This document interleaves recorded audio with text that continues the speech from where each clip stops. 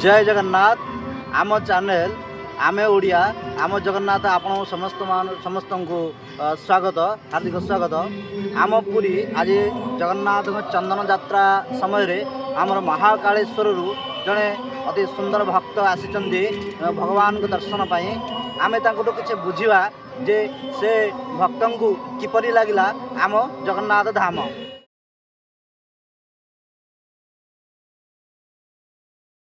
आप कहाँ से आए हैं? उज्जैन से आए हैं। आपका नाम क्या है? गिरिराज नंदन दादी दादी जी, आप ये जगन्नाथ में कितने दिनों हो गए आने का? आज हमको यहाँ 5 दिवस पूरे हो गए हैं और प्रभु जगन्नाथ जी के दर्शन इत्यादि का लाभ ले रहे हैं। जी, जगन्नाथ जी का दर्शन कैसा रहा आपका? बड़ा अद्भुत, हृदय में आनंद भर देने वाला वो अद्भुत दर्शन था। संसार में प्रत्येक जगह दर्शन किए हैं और भ्रमण करते हुए सांसारिक व्यक्ति या फिर गृहस्थ या फिर महात्मा वानप्रस्थ इत्यादि को इधर उधर भ्रमण करते रहना चाहिए और हृदय को आनंद भरते रहना चाहिए। जितना वो दर्शन का कारुण्य का स्वरूप है वो हृदय में उतरना चाहिए कि प्रभु अपनी निगाहों से कितना दे रहे हैं। जी जी। तो यहाँ दर्शन करने के उद्देश्य से आए थे। गोविंद की कृपा से बड़ा अद्भुत दर्शन हुआ, जिस हृदय को गदगद कर दिया जगन्नाथ जी ने। जी जी जी। और जगन्नाथ जी का बारे में आपका भावना, हृदय की भावना कैसी रही और कैसे आपको कोई कठिनाई हुआ या क्या? भावना का विषय ऐसा है कि एक नीति के महान लेखक हुए चाणक्य, वो कहते हैं न देवो विद्यते काष्ठे न पाषाणे न मृण्मये भावो ही विद्यते देवा तस्मात् भाव प्रतिष्ठितम। ना ही देवता किसी लकड़ी में है, ना ही किसी पत्थर में है, ना ही किसी अन्य इतर उतर धातुओं में, तांबा पीतल चांदी स्वर्ण इत्यादि। देवता स्वयं भावना में विराजमान होता है। जब लाखों लोग यहाँ भावना लेकर उस जगन्नाथ जी की तरफ अपनी भावना को अर्पण करते हैं तो उस भावना से हृदय विगलित हो जाता है। और उस भावना को देखकर भले ही कितना ही नास्तिक व्यक्ति क्यों ना हो, उसके हृदय में कारुण्य प्रेम प्रकट हो जाता है। और वो प्रेम से जब उस ठाकुर को निहारता है तो भावपूर्ण दर्शन होता है और कामनाओं को भी प्राप्त करता है। मान लीजिए यदि कोई लौकिक सांसारिक या परलौकिक कामना लेके वहाँ आया है तो ठाकुर जी उसको पूर्ण करता है। तीसरा ये कि एक समय था जब सनातन कहीं ना कहीं पे लुप्त होता जा रहा था। अब समय धीरे धीरे परिवर्तित हुआ है। कुछ राजनीतिक इत्यादि सपोर्ट मिलने के कारण हमारा हिंदुत्व वापस परिपुष्ट हुआ है।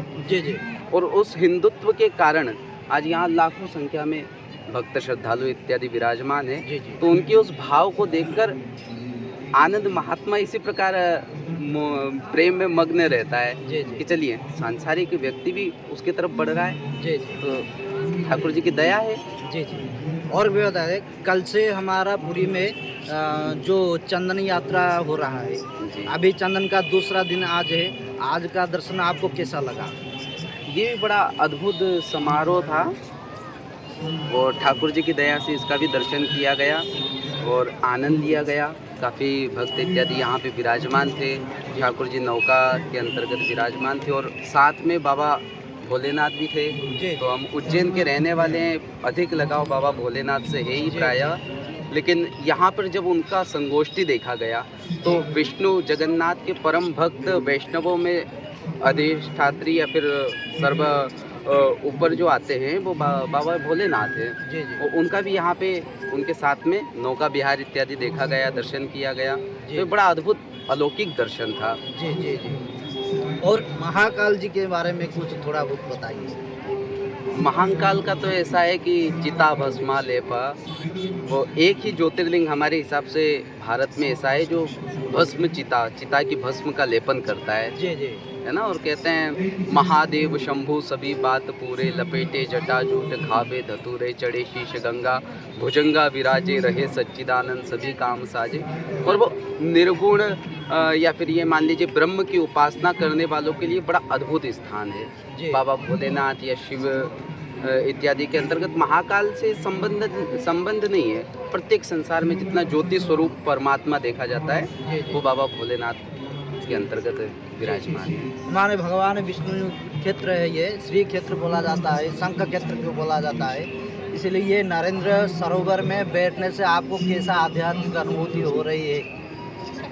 यहाँ पर भी बड़ा देखिए, एक तो होता है लौकिक आनंद, एक होता है परलौकिक आनंद। जी। तो दोनों प्रकार का आनंद यहाँ दोनों का समागम हुआ। जी। जैसे लौकिक आनंद तो यहाँ बैठ के और दर्शन किया तो इन नेत्रों को सुख मिला, इस शरीर को सुख मिला, कुछ काया को, कुछ संसार को देखने को मिला। जी। और परलौकिक की यदि चर्चा की जाए तो वो भावना में या शब्द में व्यक्त करने वाला विषय नहीं जी है। जी जी तो वो अंदर आभास होता है कि हाँ, वो मैं उसको पुकार रहा हूँ या फिर वो मुझे निहार रहा है। जी जी। और आपका आज का जो दर्शन और कभी आने की इच्छा है आपकी?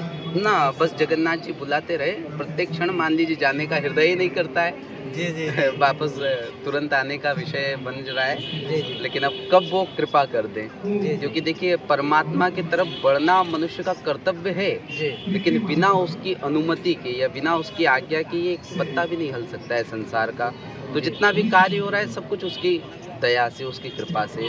जी। और मनुष्य को ये मानना चाहिए कि जो भी कर रहा हूँ ये अहंकार परिपुष्ट नहीं हो कभी भी। जी जी वो सब कुछ वो कर रहा है, मेरे पास क्या था, जी जी मैंने क्या दिया ऐसा। जी। एक राजा बड़ा दानवीर कहलाता था, तो वो दान करता तो हमेशा नीचे देख के करता था। जी जी तो एक भिक्षुक ने कहा, महात्मा ने कहा कि महाराज एक तो बड़ा भारी दान करते हो, स्वर्ण लुटाते हो, अन्न लुटाते हो, जी और नीचे देख के दान करते हो।